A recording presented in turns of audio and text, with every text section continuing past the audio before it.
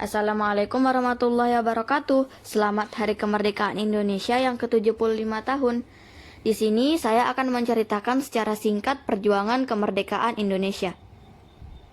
17 Agustus tahun 1945 adalah Hari Kemerdekaan Indonesia. Setelah dijajah selama 350 tahun atau 3,5 abad oleh para penjajah. Sebab kedatangan beberapa bangsa Eropa ke Indonesia adalah 3 hal yang terkenal dengan semboyan 3G atau gold, yaitu mencari kekayaan, salah satunya dengan menguasai rempah-rempah. Glory, yaitu mencari kejayaan dengan menguasai seluruh wilayah Indonesia. Dan gospel, yaitu penyebaran agama Nasrani.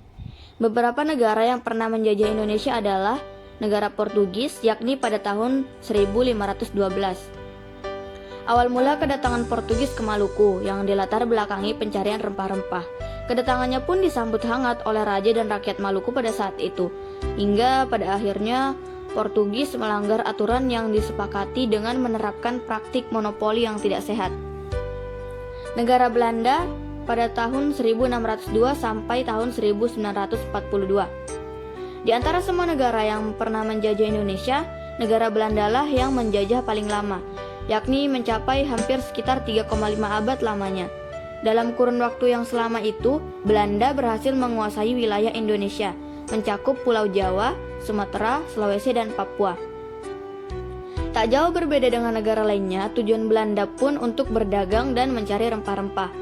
Atas kekalahan Portugis pada tahun 1602, Belanda memulai kolonialisasinya dengan mendirikan kongsi dagang di Batavia yang diberi nama VOC. Selain itu, Belanda juga menerapkan sistem tanam paksa. Kemudian, negara Inggris pada tahun 1811 sampai tahun 1816. Dan negara terakhir yang menjajah Indonesia adalah negara Jepang, yakni pada tahun 1942 sampai tahun 1945. Salah satu kekejaman Jepang yang terkenal adalah Romusha, yaitu kerja paksa.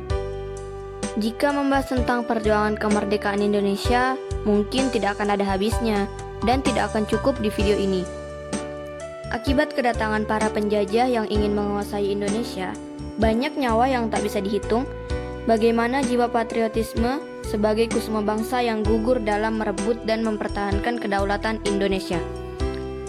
Hingga akhirnya, hari Jumat tanggal 17 Agustus tahun 1945. Jam 9:55 waktu Indonesia Barat. Di Jalan Pegangsaan Timur nomor 56, hari di mana proklamasi yang diketik oleh Sayuti Melik diproklamirkan oleh Soekarno dan Hatta, yang merupakan presiden dan wakil presiden pertama di Indonesia. Proklamasi kami, bangsa Indonesia, dengan ini menyatakan kemerdekaan Indonesia. Hal-hal yang mengenai pemindahan kekuasaan dan lain-lain diselenggarakan dengan cara saksama dan dalam tempo yang sesingkat-singkatnya.